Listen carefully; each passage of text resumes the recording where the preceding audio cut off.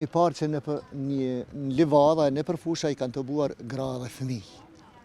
Dhe ju kanë kërcënuar se nëse një pushk kërset prej pjesare të ushtrishtare të Kosovës, do t'i masakrojnë gjithë. E pastaj, forcat ndryshme kanë garantu me shtëpia, me gjitha forcat që kanë pas, kanë vra njerëz, kanë masakru njerëz.